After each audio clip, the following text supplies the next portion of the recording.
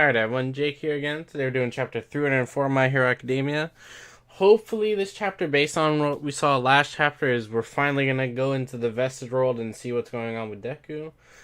There is a chance that that might be hauled off until the end of the chapter, and maybe there's a little bit more stuff before we get into the Vestige world, like maybe we'll see Deku's mom show up. What I am hoping is that if we do go into the Vestige world, please just show us the second and third vestige. Like, I just want to see them. I just want confirmation that it isn't Bakugo. I know if you're watching this, you're probably aware that there is that very popular theory that is very hated that Bakugo's the second vestige, and like, I just need confirmation that it's not, because if that is end up being Bakugo, that's gonna kind of ruin a lot of MHA for me. Like, also, like, read it and everything, but, like, I just don't want full-on time travel and Bakugo being the second vestige and all this to be an actual thing.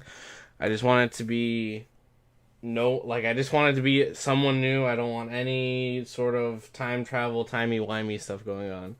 Normally I wouldn't be that worried about it, because I was I doubt Horikoshi should do that, but every time I look back at that silhouette and I'm like, fuck. That really looks like Bakugo, and I think about it, I could see why he would want to do stuff like that, why he would want to do things like that. And then every time he keeps holding off and making the second and third vestige this big mystery, it builds up more and more like it's supposed to be this oh shit moment when we finally see him, and makes me be like, it's going to be some big twist, which I really don't want. So if we end up going into the vestige world and we still don't get to see the second and third user, I'm going to be really upset. But anyways, let's just jump right into this. So we're on chapter 304. Oh, I think we're getting right into it. I can feel it, one for all inside me. However, I can barely sense it happening. So before I go further, all for one, and obviously this, I am reading the scans on Friday just because I want to avoid spoilers and all that.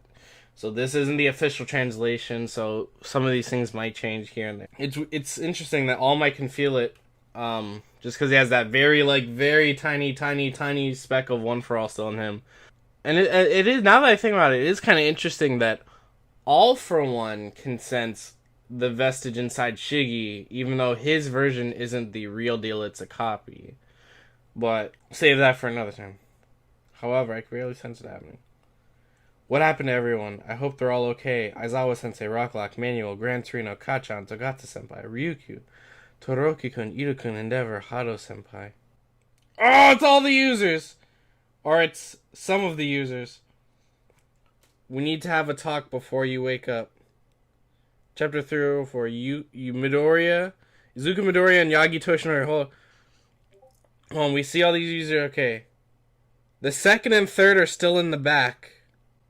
But the ones we have seen are up front. I'm still a little bit worried because the second and third user are just chilling in the back. Sorry to put this on you while times are still this tough. Yeah, and showing the second and third user chilling in the back. Now, I will say, the third user still doesn't... I'm gonna have to keep reading. The third user doesn't look like Kirishima, which was what the other part of the theory. From the back, I don't think that looks... The second one, I still can't exactly tell. I'm gonna have to keep reading. This is fate. Well, it's more of a timing thing, really. Banjo-senpai talked to you last time, right? No, I love that he's actually talking to all the users. He's having a council. And he still can't talk. One for All successors in a vision again. But it looks like we have a bit of time here. Previously, we were only able to interact with you when you were severely mentally shaken. In the last 4 months, my power, One for All, has been growing exponentially. And with that increase in capabilities, profiles of the previous holders of One for All were copied and pasted. And over time, we were able to communicate with one another as well. Since the previous encounter with my brother forcing himself inside our domain, it's become easier for us to come before you.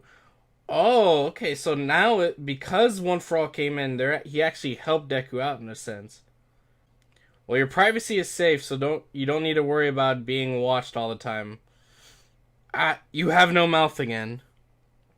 No, even back then, I was able to make noise. My voice is slowly manifesting itself in this realm. Note, Deku's voice is muffled. What do you mean? What did you mean about having to talk?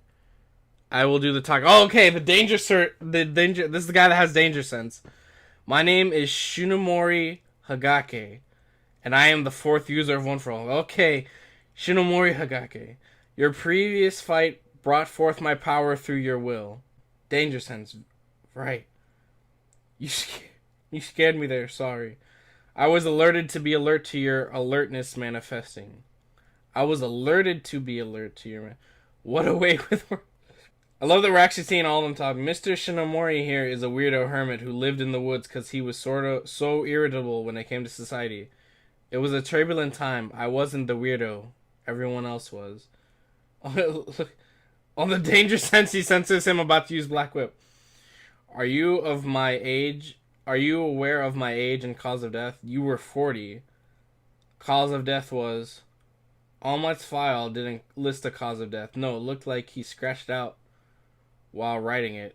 It was old age? At 40? So, is he implying... Does it have to do with his quirk? Or is it that this quirk is like gonna physically age Deku? Old age at 40. I didn't understand why either. Banjo and I were discussing it amongst each other. But it was through Yagi-kun that we were able to understand.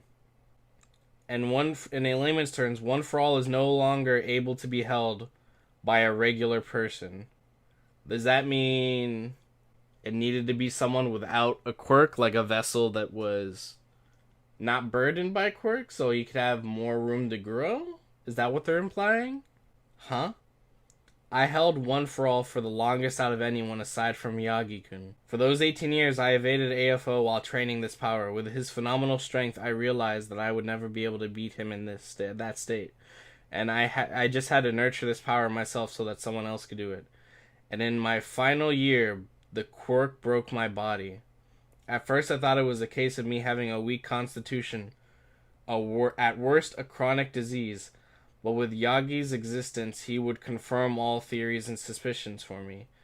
Me dying of old age, it meant that One for All will slowly but surely burn away the life force of any one of its holder. That's terrible. But wait a moment. What about All Might, who held One for All way longer than Shinomori? Because he didn't have a quirk, right? That's the thing. That's the thing we're trying to say.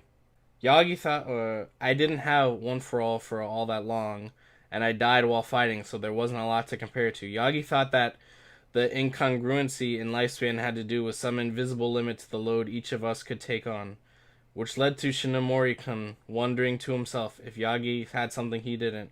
All Might is... Oh, look at Prime All Might right behind him. He's quirkless, yeah? Right. It's with Yagi-kun, who's still alive today, that we earned this information. As a model of his subconscious relays all the information he learns back to us. We haven't brought it up with you just yet because we weren't so sure, but after listening to my brother, I believe the confirmation is clear. The idea that a portion of a quirk user's conscious permeates within the new users makes us wonder how and why elements of Yagi-kun's being are here despite him being quirkless.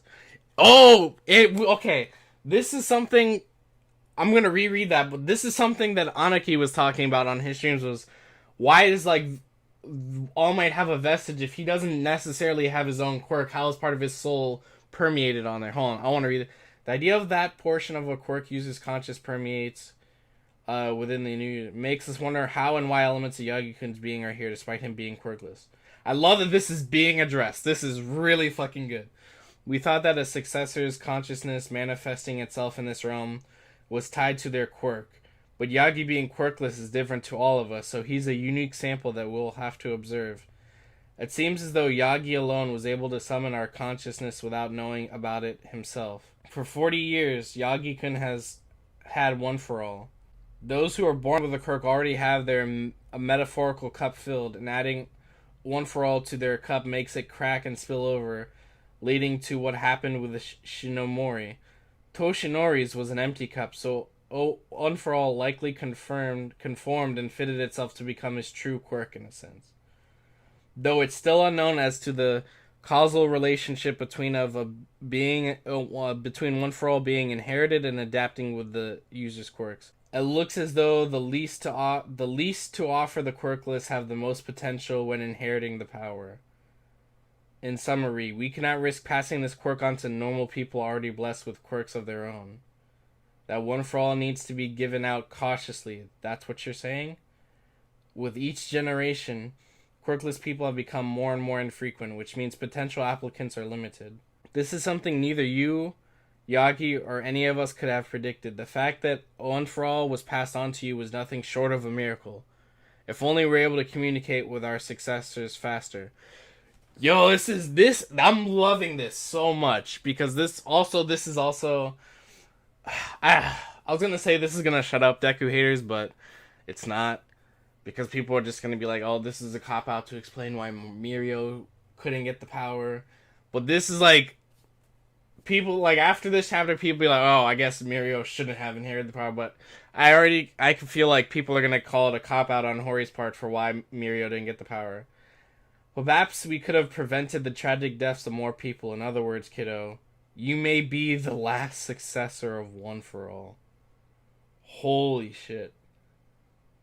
Damn, Deku might be the last one. It's... So, before I go further, it's funny that he says that, because... It's interesting that he says he's the last... Because if the first movie's canon, Melissa Shield is someone without a quirk. So... Worst comes to worst, I guess he could call it Melissa. Me, the last? Anyway, that was the main topic. Izuku-kun. Are you able to kill Shigaraki Tomura for me? Holy fuck! Holy fuck! Nana's just like, yo, can you kill my grandson? What the fuck? Holy shit. Straight up, she was just like, yo, can you kill him? Can you kill this man for me? What the fuck? I want to go back and look at these. I'm so excited, but at the same time, it's why won't they show us the second and third user? The thing that gives me a bit of hope about the second and third user not being, or the second user not being Bakugo, though, is that on the panel on the left, his hair is shaded darker than what Bakugo's is. I just want him to show it already. Like, come on, like, just show us the second and third user fully. Don't play this teasing game. And like, I really want to just see that, like, that the hair is colored slightly darker and be like, okay, that's definitely not Bakugo. But Horikoshi is still going out of his way to avoid showing us those two guys. Now, obviously, the second guy doesn't really look like Hiroshima, but I guess it technically could be. It's I don't know. It's a really weird situation.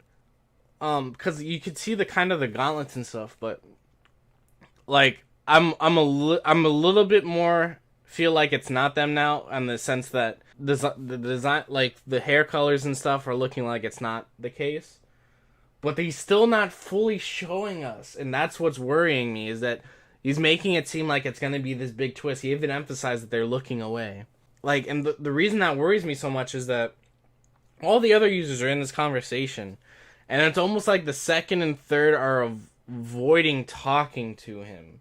Like they can't reveal themselves, which is the weird thing to me. It's like, because in my back of my mind, the way that is working is that, oh, if he knows now, then, you know.